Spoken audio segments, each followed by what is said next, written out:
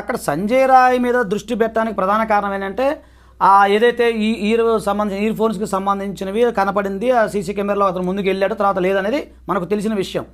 So జనరల్గా ఏంటంటే investigation ఏం తేలుతుంది, మెయిన్ ఫోరెన్సిక్ ల్యాబొరేటరీ సంబంధించిన ఇన్వెస్టిగేషన్ అనేది చాలా ముఖ్యం అండి. అలాగే సీసీఎంబీ వాళ్ళు ఇచ్చే ఇన్వెస్టిగేషను, ఎందుకంటే ఎవరైతే అత్యాచారం చేసిన వ్యక్తి, అతని యొక్క సంబంధించిన సీమెన్ కానీ, అతని యొక్క వెంట్రుకలు కానీ, లేదు ఈ కొన్ని సందర్భాలు అత్యాచారాల సంబంధించిన బాధితురాలు కొన్ని సందర్భాల్లో పెనుగులాడుతుంది కదా, గోళ్ళలో ఎవిడెన్స్ కానీ, పెనుగులాటలో కానీ, అలాగే బట్టలకు సంబంధించి ఇవన్నీ ఉంటాయి కదా మేడం. సో అవన్నీ ఎప్పుడైతే టాలీ అవుతాయి అది మీకు లీగల్గా వస్తుంది, ఎస్టాబ్లిష్మెంట్ అవుతుంది. అవును, కామన్గా ఇప్పుడు అతను ఇయర్ బడ్స్ లేవు, సీసీ కెమెరా వెళ్ళి వచ్చాడు వెనక్కి వచ్చాడు అనేది ఒక ఎస్టాబ్లిష్మెంట్ అయితే, అతను నేరం చేశాడా లేదా అనేది ఎప్పుడు ఎస్టాబ్లిష్మెంట్ అవుతుంది అంటే అంటే వాళ్ళు చెప్పిన జనరల్ సర్కమ్స్టాన్సెస్ ఎవిడెన్స్ ఏంటి, సీసీ కెమెరాలో అతను వెళ్ళటమే రావడం తెలిసింది. సో ఇతను చేశాడని గ్యారంటీ అనేది ఆ సీసీ కెమెరాలో నిర్ధారణ కాదు కదా, నిర్ధారణ కాదు. కానీ లోపల ఏం జరుగుతుందంటే ఇప్పుడు ఫోరెన్సిక్ రిపోర్ట్స్ లో వచ్చిన గోళ్లలో వచ్చిన డిఎన్ఏ మ్యాచ్ కావడం ఇవన్నీ కూడా ఒకవైపు. ఇప్పుడు ఇతరులు ఎవరన్నా ఉన్నారా అని చెప్పడానికి మరి నిర్ధారణగా సీసీ కెమెరా ఫుటేజ్ లో మనకు ఎవరు కనిపించలేదని తెలుస్తుంది. మరి ఏ విధంగా దీనికి అంటే ఒక ప్రూఫ్ దొరుకుతుంది? ఇప్పుడు దాని మీద ఏమండి, దాని మీద అప్పుడు దానికి సంబంధించిన హాస్పిటల్లో కొన్ని అది సెమినారాలు చాలా పెద్దగా ఉంటుందంట మేడం. సార్ అలాగే దానికి సంబంధించిన వేరే డోర్స్ కూడా ఉంటాయంట మామూలుగా. సో అదొకటి. అలాగే తర్వాత దానికి సంబంధించిన ఏదైనా జరిగినా సెమినార్కి సంబంధించిన ఏదైనా ఉంటే కూడా ఎక్కువ అక్కడ రెస్ట్ తీసుకుంటారంట. అలాగే అక్కడ సంబంధించిన టాయిలెట్స్ కానీ, ఇప్పుడు బాత్రూములు కానీ అవన్నీ కూడా దూరంగా ఉంటాయంట. ఇప్పుడు అంటే ఈ సంఘటన జరిగినప్పుడు అంటే మీకు గుర్తుంది లేదో, మన సత్యంబాబు కేసు విషయంలో గతంలో మీకు ఐడియా ఉంది కదా మేడం, సత్యంబాబు కేసులో మనం డిస్కస్ చేసుకున్నాం. చూడండి, అంటే ఎందుకు చెప్పాల్సి వస్తుందంటే ఆ కేసు నేను ఎందుకు తెర మీదకి తీసుకొస్తున్నానంటే ఆ కేసు కూడా ఆ విధంగానే జరిగింది. ఎందుకంటే ఆ అమ్మాయి యొక్క బాత్రూమ్ దగ్గర నుంచి అంటే మనం అనకూడదు కానీ ఆ తల్లి మహాతల్లి ఆ చనిపోయిన పాపకి అలా జరిగింది, బాత్రూమ్ దగ్గర నుంచి అమ్మాయిని ఈడ్చుకొని వచ్చారు. ఒక సంఘటన మనకి అది మనం చెప్పుకుంటే బాధ అనిపిస్తుంది, అది అప్పుడు మీకు మనం కూడా చేసాం. అది వచ్చినప్పుడు జరిగింది, చివరికి సత్యంబాబు అనే వ్యక్తి మీద జరిగింది. తర్వాత అది సరే, తర్వాత సాక్ష్యాధారాలు ఏ విధంగా జరిగింది అనేది పక్కన పెడతాం. అంటే అలాంటి సంఘటన కూడా సేమ్ ఇది కూడా అలాగే ఉంది. చూసిన బ్లడ్ స్ట్రెయిన్స్ కానీ ఇప్పుడు మనకు కనబడతా ఉంది. సో దీని మీద లోతుగా ఇన్వెస్టిగేషను జరగాలి అంటే సిబిఐ టేకప్ చేసినప్పుడు అన్ని రకాల ఇన్వెస్టిగేషన్ జరుగుతుంది, దానికి సంబంధించిన ఏంటనేది జరుగుతుంది.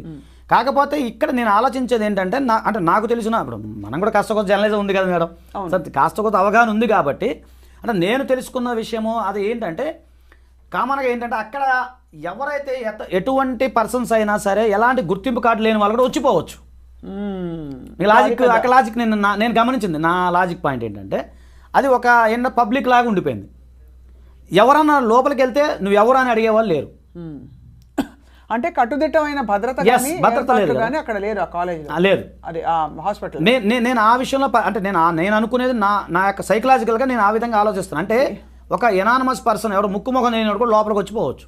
సో మీరు అనేది ఏంటంటే అనేక ద్వారాలు ఉన్నందున ఆ సెమినార్ హాల్కి అనేక ఎంట్రన్సెస్ ఉండడం వల్ల ఈ ఒక్క సీసీ ఫుటేజ్ లో ఉండకపోవడం అనేది బేసిస్ కాకపోవచ్చు ప్లస్ అంటే ప్రూవ్ చేయడానికి ఇతరులు ఉన్నారా అని చెప్పి అంతే కదా మేడం. ప్లస్ ప్రైమా ఫేసి చూస్తే ఒక మనిషితో పెనుగులాట కాదు, ఇంకా ఒక మనిషి కంటే ఎక్కువ ఉన్నట్టుగా అనిపిస్తోంది. ఎందుకంటే కిరాతకంగా అమ్మాయిని హత్య చేసిన ఘోరంగా కనిపిస్తోంది నిజంగా ఆ విధమైన. ఇప్పుడు ఒకటి స్వప్న గారు, ఇప్పుడు ఇక్కడ ఆలోచించాల్సింది ఏంటంటే అది ఒక మీరు కట్టుదిట్టమైన భద్రత లేదు ఒక పాయింట్. రెండోది ఇప్పుడు చెప్పిన ఎవరైతే సరే అతను నిందితుడిగానే మనం మాట్లాడుకుందాం, సరే అది కల్ప్రిట్ అదే సెకండ్ థింగ్, అంతే కదా మేడం. ఇప్పుడు మనం ఒక అతను నిందితుడు లేదా నేరారోపణ చేసిన వ్యక్తి అనుకుందాం, అతనికి అసలు హాస్పిటల్కి సంబంధం లేదు. ఎందుకున్నాడు అక్కడ అతను ఇదే కదా అంతకుముందు కూడా వచ్చిపోవటాలు, సంబంధించిన పేషెంట్తో మాట్లాడతాలు, ఇతను రికమెండ్ చేసి కొంతమంది జాయిన్ చేయించడాలు, ఒక తెలియకుండా ఒక ప్రైవేట్గా ఆయన ఒక నడపడం జరిగింది. అలాంటి అతను ఒక్కడే కాదుగా, అక్కడ ఎంతమంది ఉన్నారనేది ఫస్ట్ తెలియాలి. తెలియాలంటే దీని లోతుగా ఇన్వెస్టిగేషన్ చేయాలి. ఇప్పుడు ఏంటంటే ఆ సంబంధించిన ప్రిన్సిపాల్ ఎవరైతే ఉన్నారో ఆయన కూడా ఆ రోజు అంటే మనకు తెలిసిన సమాచారం మేరకు వాళ్ళ తల్లిదండ్రులకి మీ అమ్మాయి సూసైడ్ చేసుకుందని చెప్పి చెప్పడం అంటే ఎంత బాధ్యత రహితంగా ఉన్నాడు అనేది మనం ఆలోచించాలి. నేను అనేది ఆ కోణం నుంచి తీసుకురావాలి ఫస్ట్. డెఫినెట్ గా. అండ్ ఇక్కడ మాజీ ప్రిన్సిపల్ ఇన్వాల్వ్మెంట్ గురించి కూడా కొంత మాట్లాడుతున్నారు. అది ఊహాగానాలు, ఆయన ఊహాగానం అంటే ఊహాగానమైనా ఆయన పాత్ర ఏముందని ఏముందని అనుకుంటున్నారు. ఇప్పుడు అదేనండి, ఇప్పుడు జనరల్గా ఏమవుతుందంటే మేడం, మొన్నటిదాకా ఇప్పుడు జనరల్గా ప్రిన్సిపాల్ అనే వాళ్ళ కాలేజ్ మీద పట్టు ఉంటుంది, వెళ్ళిపోయిన తర్వాత కూడా వాళ్ళ యొక్క పట్టుని వాళ్ళకి కొంతమంది జనరల్గా అన్ని చోట్ల జరిగేది అది, వాళ్ళకి సంబంధించిన అనుచరులు సహచరులు ఎవరో కొలీగ్సో ఇంకా వాళ్ళ మీద పట్టు సాధించడం కోసం అలా కొంత అతను చేసే అవకాశాలు ఉంటాయి. నేనేమంటున్నానంటే ఇప్పుడు ఫస్ట్ ప్రజెంట్ ప్రిన్సిపాల్ అయినా గతంలో చేసిన వాళ్ళు అయినా కూడా ఇదంతా బాధ్యత రాహిత్యమే. ఎందుకంటే ఒక హాస్పిటల్కి వెళ్ళాలి అంటే ఒక ఏదైనా సరే హాస్పిటల్ కాదు, ఏదైనా ఎడ్యుకేషన్ ఇన్స్టిట్యూట్ అయినా ఏదైనా సరే ఒక పర్మిషన్ అనేది ఉండాలి, కట్టుదిట్టమైన భద్రత ఉండాలి. ఇప్పుడు ఈ పాప చనిపోయిన ఒక డాక్టర్ అనే కాదు కదా మేడం, పేషెంట్లు కూడా ఉంటారుగా, నిస్సహాయ స్థితిలో ఎంతమంది ఉంటారు అక్కడ, ఎవరికైనా జరగచ్చు. ఇక్కడ ఒక చాలా కీలక విషయం ఏంటంటే ఆజాద్ గారు, ఈ అమ్మాయి ప్రీమెడిటేటెడ్గా అంటే ఈ అమ్మాయిని టార్గెట్ చేయాలి అనే ఉద్దేశంతో జరిగిన క్రైమ్గా దీన్ని అభివర్ణించాలా ప్రస్తుతం ఉన్న ఎవిడెన్స్ ప్రకారం?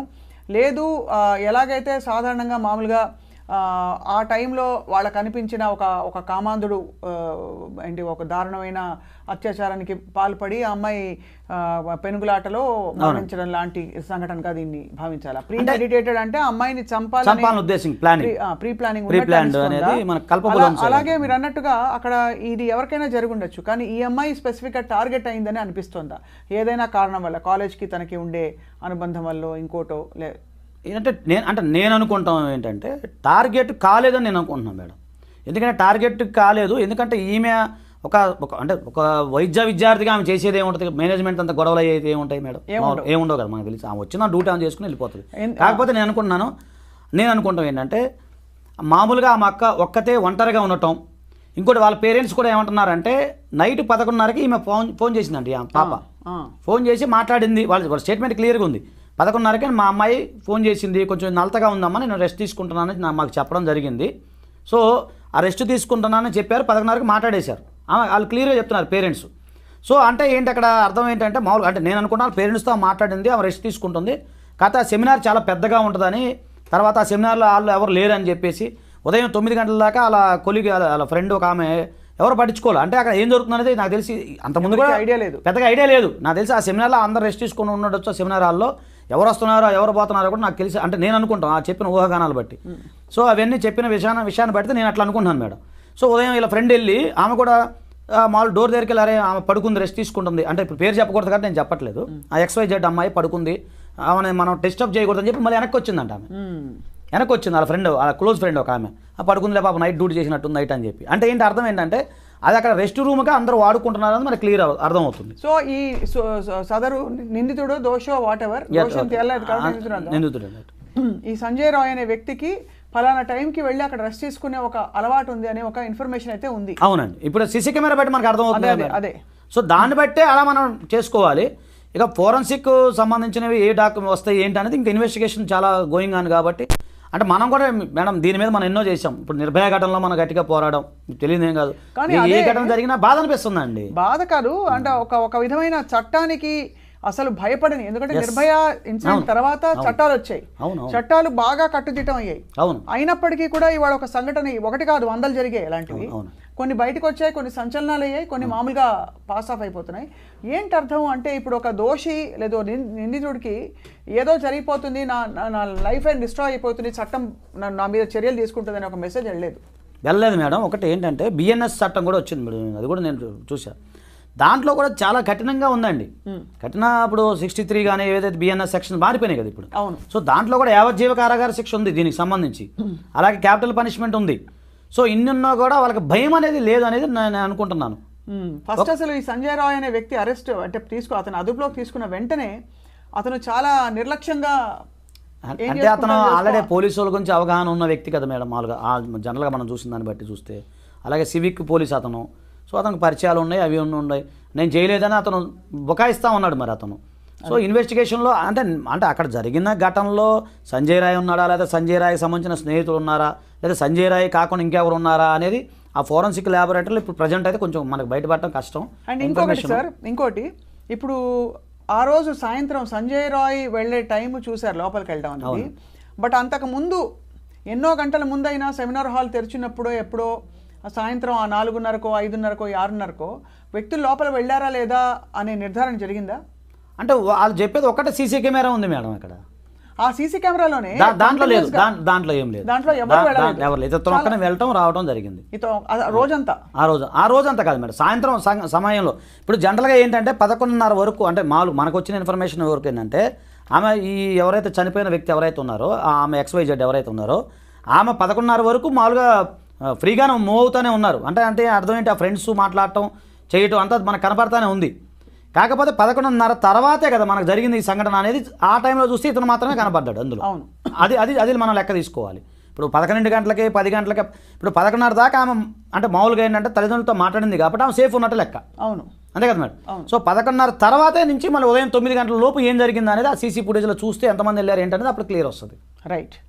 సో మొత్తానికి సార్ ఇది చాలా అంటే మరొక సంచలనం అయింది. కానీ దీని నుంచి ఏ తీర్పు వస్తే ఎలాంటి ఎంత త్వరితగతిన ఇన్వెస్టిగేషన్ కొనసాగితే బహుశా ఇది ఒక కేస్ స్టడీ, ఒక మెసేజ్గా వెళ్తుందని మీరు భావిస్తున్నారు? ఖచ్చితంగా అండి. ఇలాంటి జరగకూడదనే కోరుకుందాం మేడం. జీవితంలో ఎవరికి జరగకూడదనే కోరుకుందాం. అంటే కోరుకోవడం వరకు ఓకే సార్, బట్ చట్టపరంగా చర్యలు ఎంత తొందరగా ఎలాంటి శిక్ష పడితే బహుశా ఇలాంటి సంఘటనలకి ఒక డెటరెంట్ అంటే ఒక ఎండింగ్ ఇప్పుడు అదేనండి. ఒక్కటండి, ఏదైనా ఇప్పుడు మనం చూసే నిర్భయ ఘటనలు ఊరి తీశారు.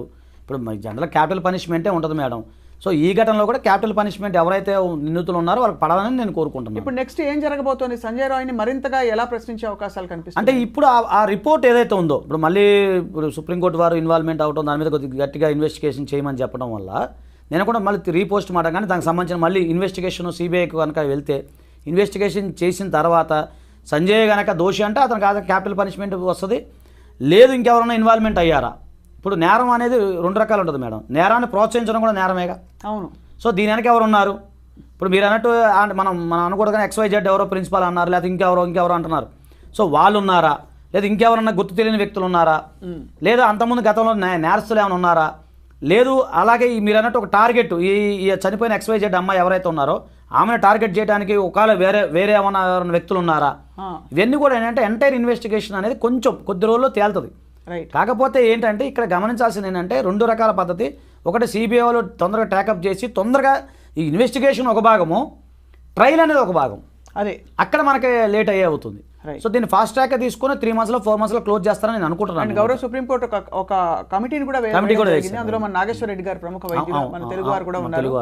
అంటే అందరూ ప్రముఖులు చాలా సరైన ఒక ఇన్వెస్టిగేషన్కి తోడ్పడతాడు, సహకరిస్తారని చెప్పే వ్యక్తుల్ని మాత్రమే కోర్టు ఎంచుకుంది. సో అయితే మొత్తానికి సార్ ఎప్పటిలోగా తేలుతుంది మీ ఎక్స్‌పీరియన్స్ చెప్పండి. జనరల్గా ఇప్పుడు ఫాస్ట్ ట్రాక్ కోర్టులో ఏంటంటే 3 months నుంచి 6 months లోపు క్లోజ్ చేస్తున్నారు ఇలాంటి కేసులు. తప్పకుండా దీనిలోంచి evidences whatever evidences available థరోగా ఇన్వెస్టిగేట్ చేసి దోషులకి నేను ఇన్వెస్టిగేషన్ ఒకటి అయిపోయింది అనుకోండి, అంటే మళ్ళీ దీని గురించి సంబంధించి సిబిఐ వాళ్ళు గట్టిగా ఇన్వెస్టిగేషన్ చేసిన తర్వాత కోర్టు వారికి నివేదిక ఇస్తారు అండి, మామూలుగా రిపోర్ట్ ఇస్తారు. అదే దాని తర్వాత ఎమ్మటే నాకు తెలిసి ట్రయల్ అంటే స్టార్ట్ అయిపోద్దండి, ఫాస్ట్ ట్రాక్ అవుతుంది నాకు తెలిసి. ఇదైతే ప్రత్యేక కోర్టు కూడా అపాయింట్ చేసే అవకాశాలు ఉన్నాయి. సో దాన్ని బట్టి ఫాస్ట్ ట్రాక్లోనే తొందరగా అయిపోద్దని నేనైతే ఖచ్చితంగా అనుకుంటున్నానండి. తప్పకుండా ఇక కాలేజీలకు పంపించే వాళ్ళు చాలా మంది ఇలాగా మెడికల్ కాలేజీలు, అండ్ అలాగే ఆడపిల్లల్ని రాత్రిపూట నైట్ డ్యూటీలు అంటే సామాన్యమైన విషయం కాదు కదండి. ఏ వృత్తిలైనా ఉండొచ్చు, ముఖ్యంగా మేడం ఇలాగా ఇప్పుడు నైట్ డ్యూటీలో ఉండబట్టే కదా ఆవిడ. అవునండి, అవును, అలా జరిగింది. ఇప్పుడు మెయిన్ ఒకటి మేడం, ఇప్పుడు ఏ మాట్లాడుకున్నా కూడా prevention is better than the cure, అదే వాళ్ళు మెడికల్ భాషలోనే చెప్పేది అది.